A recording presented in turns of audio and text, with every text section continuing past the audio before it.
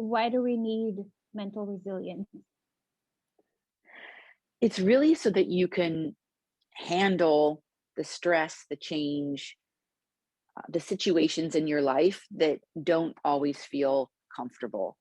And it's like, if you think about the world or your job or your family life, the only thing that you have total control over ever in those situations is how you react. So mental resilience is like building the muscle for how you're going to react to the things that throw you off. So you really need this tool set because in every one of those things I just mentioned, family, personal life, work life, you will be disrupted with something unexpectedly. And Mm. sometimes it feels more of like just a situation that you're in, like a bad situation. Sometimes it feels very personal, like feedback or someone being mean or Mhm. attacking you or whatever it might be. And so how are you going to um, bounce back from these disruptors? So that's why you need mental resilience. Oh, that is so good. You just sparked a thought in me. I listened to um, an interview with Rebecca Minkoff, and she has a fashion Fashion designer. company, Yeah. fashion designer. Yeah, I just watched an interview with her this morning where she was talking about, and I think this is what you mean when you say mental resilience. Tell me if I'm right.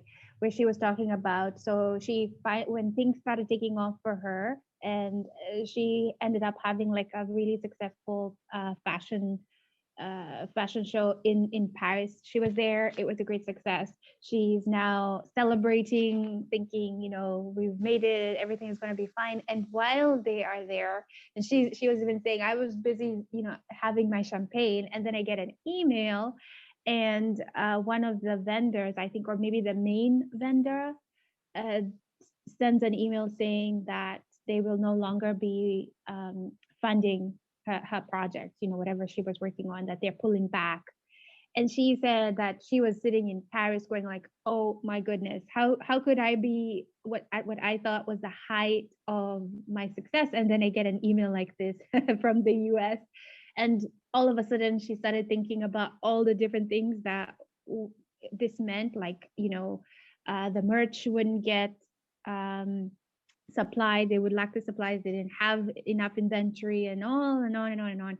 And then she just stopped herself, and she thought, okay, that's what's happening. Now, what is it that I can do? Like, what could I do? What kind of solutions can I come up with? How can I at least attempt to take control of this situation even before I get to New York?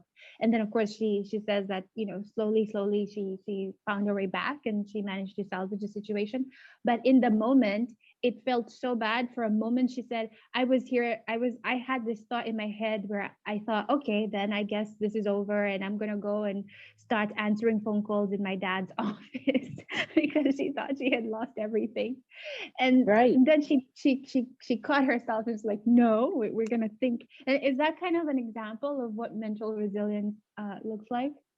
Totally. I mean, it's a great example. She seems very mature. And so she bounced back to Yeah, kind of in the moment, like you were describing, which is amazing. A yeah, lot of us I don't. We have know. to take it away and chew on it a little bit Yeah. longer, or we have to bounce off the walls in a very negative way before we can process it. Like to me, it immediately, hit her, and she had to process this whopping negative emotion, Mm, being, rejected basically from her investors.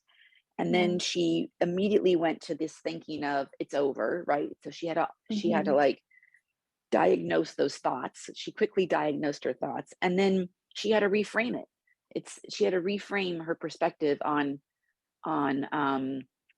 changing this ship around so that she could stay alive. And that's exactly, Yeah. she did exactly what the three steps you need to do to have that mental resilience. She did it like in that moment, sitting there drinking champagne in Paris, which is amazing. But that is Yeah. basically what you have to do to be mental resilient. You have to first process that crazy emotion that floods you right away, right? just Mhm. floods you. You have to be able to understand that it's just an emotion and it's not going to kill you. And it's just because your body is vibrating and feeling so awful that you want to like attack back, that you want to like go to the worst place ever, because emotions just somehow cripple us. But they're Mm. just emotion, they're just vibrations, they're just emotions. They aren't the true source of what's going on, but we really like hold emotions as like the thing that we need to fix. And I'm going to say, don't fix that emotion. It's negative. It's supposed to be negative. You just need to learn how to understand it and process it.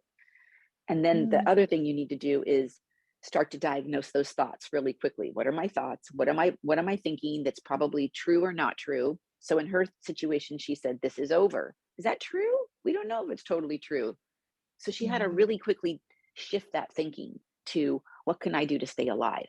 Right? She Yes. went from this is over to what do I need to do to stay alive? That's perfect. Yeah. She shifted the Yeah. thinking. And then she needed to Yeah. reframe her perspective. All right, for whatever reason, she can't control why they don't want to invest in her anymore, but she can control how she's going to react to that. They have their reasons. That's on them. It has no reflection of me and my fashion line that I believe in. I believe that my work is really good. I believe it has commodity on in the world and that people would want to buy it. That's their reason. They have a reason and that's their prerogative to have that thinking, but I believe in my stuff and my perspective is this fashion line can thrive. So she had to quickly shift